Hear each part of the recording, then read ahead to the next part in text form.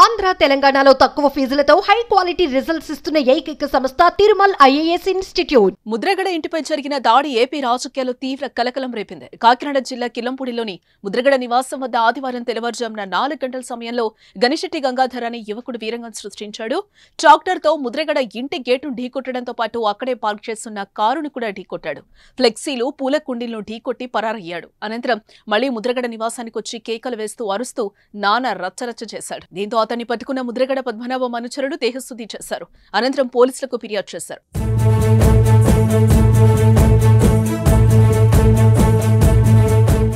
అయితే నిందితుడు గంగాధర్ జై జనసేన అని అరిచినట్లు తెలియటంతో అతడు జనసేన పార్టీ కార్యకర్తగా భావించారు. కానీ అతడికి జనసేన పార్టీకి ఎలాంటి సంబంధం లేదు అని ఆ పార్టీ ప్రకటించింది.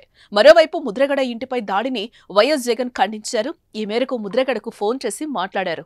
నివాసంపై దాడి ఘటనకు సంబంధించి పూర్తి వివరాలు అడిగి తెలుసుకున్నారు. ఇలాంటి ఘటనలు జరగడం దురదృష్టకరమని అన్నారు. ఎప్పుడూ పార్టీ అండగా ఉంటుందని ముద్రగడ పద్మనాభంకు వైసీపీ అధినేత వైఎస్ జగన్ భరోసానిచ్చారు. జగన్ తో పాటు వైసీపీ మంత్రులు కూడా ముద్రగడ ఇంటిపై దాడిని ఖండించడంతో పాటు ఆయన పరామర్శించారు.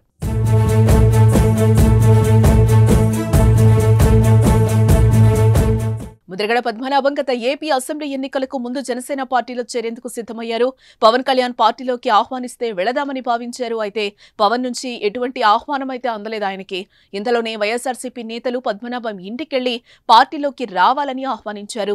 ముద్రగడ పద్మనాభం 2024 మార్చి 27న కుమారుడితో కలిసి వైఎస్ఆర్సీపీలో చేరారు. ఎన్నికల్లో వైసీపీ విజయం కోసం పనిచేశారు.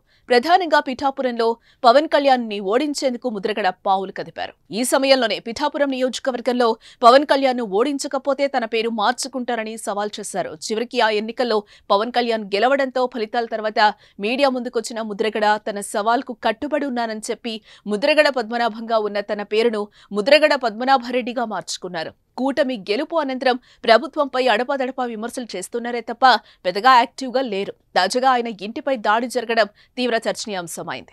ఏం చేస్తున్నా ఇక్కడ పని ఏంటి నీకు అంటున్నాను? పార్టీ కోసం పద్మనాభం తాత రాజనాలు బాబురావు గారు మనం ఎప్పుడు వచ్చా నువ్వు? రాత్రి వచ్చాను, ఇప్పుడు వచ్చాను. రాత్రి వచ్చి ఏం చేసావు? రచ్చ చేశాను. రచ్చ చేసావా? దుక్కు దున్నేసావు? తగ్గేది పుష్పరాజు ట్రాక్టర్ ఏది? తాట వస్తుంది. రాత్రి వచ్చి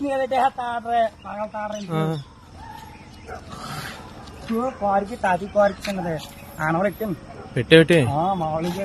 ఒకసారి లోనకరా ఎర్రసమ్మను ఏ తాతిని బయటికి రమ్మని భయమా? రాయలాగా భయమా? రాత్రి వచ్చానా దొంగ దెబ్బలు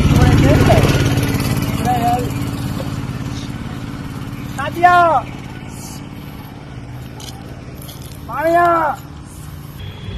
జై జనసేన.